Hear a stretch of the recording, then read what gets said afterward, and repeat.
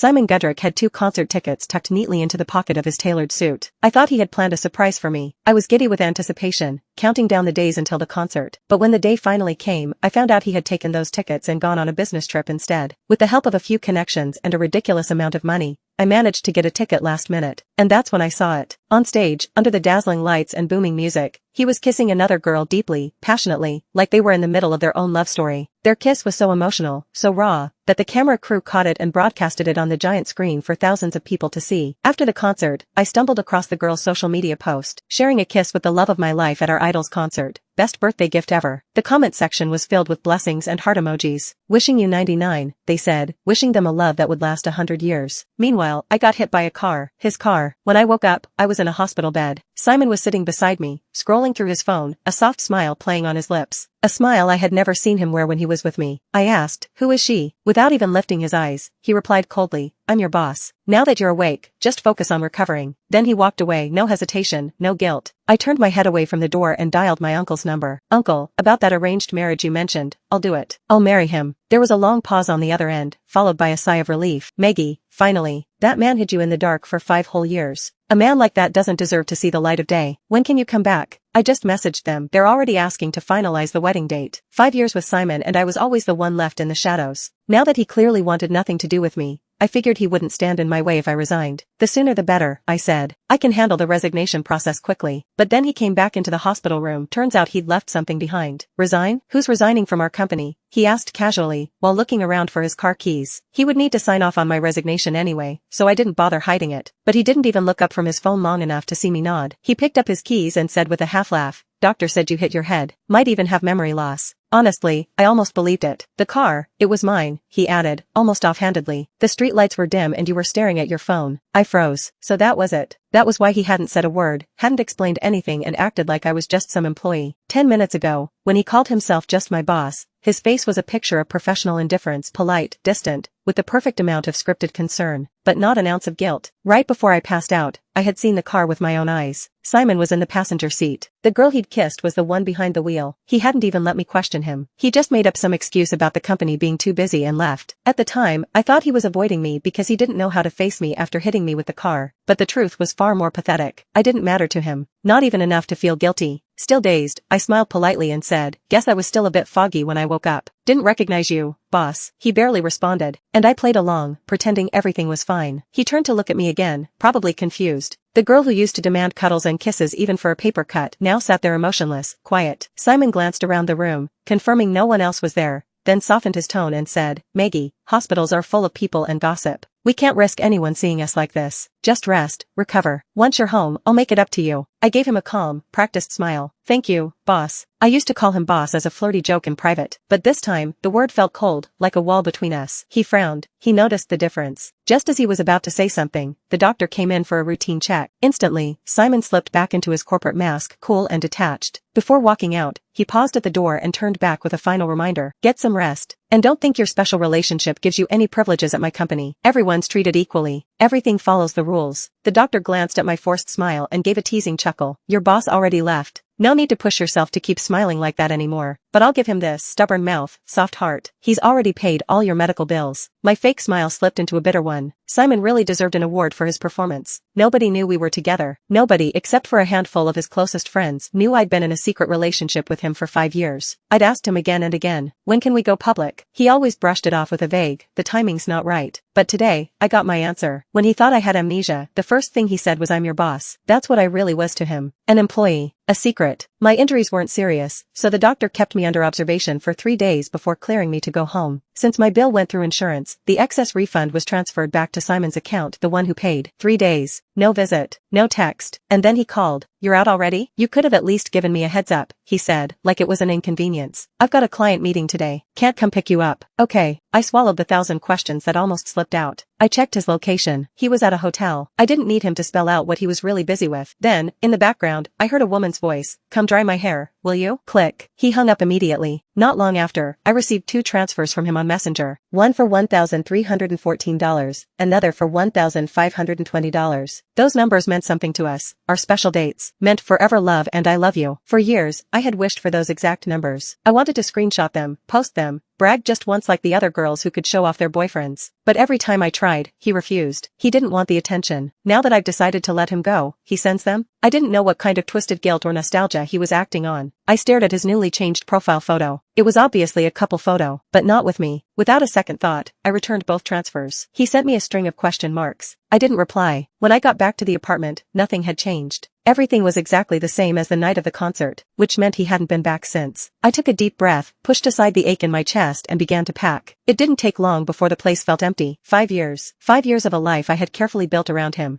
dismantled in just a few hours. Most of the things I packed were couple-themed items, stuff I bought. Simon never liked wearing or using anything that hinted he was taken. He said he didn't like being flashy. I used to joke that he was acting like some undercover agent. Turns out, it wasn't a joke. He just never considered me his to begin with. I was halfway through when I heard the door open. He came in. Maggie, what's this about? He snapped. I've been trying to call you. I asked you to dinner and you didn't pick up or reply. I smelled the perfume on him before I even looked up. It wasn't mine. I instinctively held up a hand to stop him from getting too close. My eyes drifted to the faint red marks on his neck. Hickeys. Sorry, I said calmly. I've been busy. Didn't check my phone. He scanned the room, frowning as he noticed the open suitcases. Don't tell me you've been busy tearing down the house. You just got out of the hospital. You should be resting. Then he pointed at a few boxes I hadn't tossed yet, still filled with new couple merchandise I'd bought. You don't want any of this? I bent down to pick one up and he snatched it from my hands. Alright, I'll take them out. But stop wasting money on useless crap. Are you made of money? Then, casually, like nothing had happened, he said, go change. I'll take you out to eat. It was time. If I was going to walk away, I needed to say it. From the balcony, I watched as he walked to the dumpster and threw the boxes in without a second glance. The same way he tossed away our 5 years. Like it meant nothing. At the restaurant, he ordered several of our usual favorites. Dishes that brought back memories. Laughter. Movie nights. Lazy weekends. But he also ordered one dish I couldn't stand, bitter melon with scrambled eggs. He knew I hated it. He always remembered, until now.